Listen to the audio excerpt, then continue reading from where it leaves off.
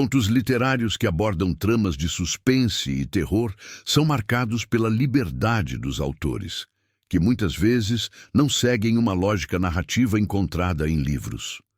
Desta forma, é bastante comum para o leitor encontrar pequenas histórias que não são formadas por estruturas consideradas comuns, como linha de tempo estilo começo, meio, fim, ou quando o bem nem sempre vence o mal. Uma das grandes possibilidades de criar uma trama em apenas 10 páginas é que até as tradicionais explicações são deixadas de lado, e isso, dependendo do trabalho, pode gerar ótimos resultados. É mais uma produção adaptada de um conto de terror. E a boa notícia é que o resultado em película foi bastante satisfatório e deve agradar aos fãs do gênero, que vão assistir a um trabalho repleto de cenas tensas, muito suspense e horror gráfico da melhor qualidade. O Último Trem é baseado no conto assinado pelo nosso velho conhecido Clive Barker, o que já é suficiente para atrair a curiosidade dos fãs do gênero. A trama acompanha o jovem fotógrafo Leon, que passa a fazer fotos que retratem o cotidiano das cidades grandes. Ao mesmo tempo, uma série de assassinatos e desaparecimentos estão acontecendo nos metrôs que seguem na madrugada. É durante uma noite de insônia que Leon decide sair para fotografar, e neste passeio noturno acaba descendo até uma estação próxima.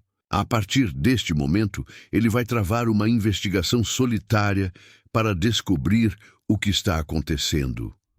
O Último Trem é uma produção que tem na linguagem fílmica o seu grande trunfo, diferente de tramas contemporâneas que acabam apresentando enredos parecidos e nada mais são do que refilmagens das mesmas ideias.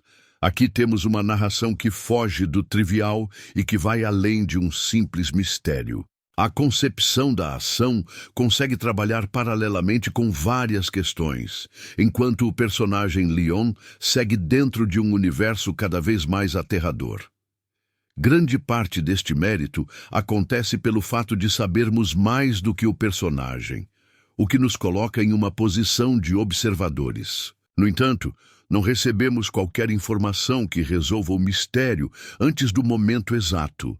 É aquela velha, porém, muito eficiente sensação de entender tudo nos 5 minutos finais, mesmo que algumas perguntas permaneçam sem respostas. Alguns fãs consideram que o bom filme de terror é aquele capaz de provocar sensações em quem os assiste. Mesmo que alguns pedaços fiquem faltando na hora da conclusão, o importante é passar por este turbilhão de emoções que sempre são bem-vindas. Basta se lembrar do final de A Bruxa de Blair, The Blair Witch Project, 1999. No caso de O Último Trem, a conclusão é um dos melhores pontos da trama e serve de lembrete de que filmes de terror devem ir além de explicações triviais. Que todo assassino precisa ter tido algum trauma de infância? Porque toda casa assombrada precisa ter o mistério claramente explicado? Porque a polícia sempre descobre o mistério e salva o mocinho? O personagem Leon com certeza se fez estas perguntas durante o filme. Uma das questões mais discutidas de O Último Trem é referente ao estilo utilizado pelo diretor Ryuhei Kitamura para mostrar as melhores cenas do filme. Em um gênero onde tudo é tão copiado, encontrar soluções novas, ou ao menos pouco utilizadas, já é digno de ponto positivo. Aqui vale o destaque para algumas das mortes, em especial a de uma mulher que tem a cabeça degolada. A cena é belíssimamente exagerada e chama a atenção justamente por isso. Apesar de alguns excessos nos efeitos visuais, vale a pena conferir o trabalho como um todo. Este mérito estético pode ser associado ao próprio Clive Barker, que também é um dos produtores do filme.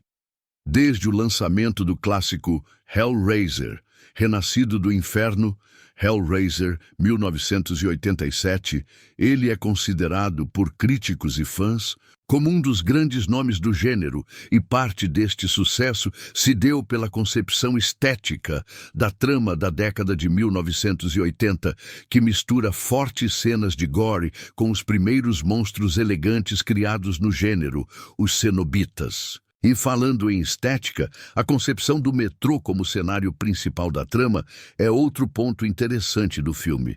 Utilizar esse elemento para criar cenas angustiantes é até fácil, já que a imagem de vagões vazios e estações quase desertas já são suficientes para fazerem muita gente desistir do transporte e pegar um táxi. É importante destacar que nenhuma boa trama consegue gerar um filme de qualidade com um elenco fraco ou personagens mal concebidos, e O Último Trem não faz parte desta categoria.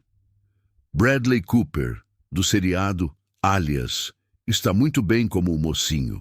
Leon, assim como Leslie Bibb, de Trick or Treat, que faz a namorada do nosso herói. Uma surpresa é a participação de Brooke Shields. Diretamente da Lagoa Azul, ela interpreta aqui uma artista plástica, mas infelizmente a sua participação é bastante limitada. Destaque para Vinnie Jones, de X-Men, o confronto final, como a pessoa misteriosa que anda no metrô de madrugada.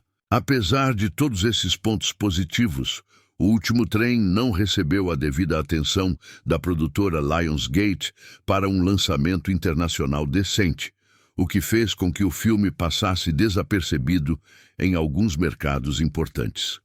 Aqui no Brasil, a produção foi lançada direto em DVD e sem muita divulgação.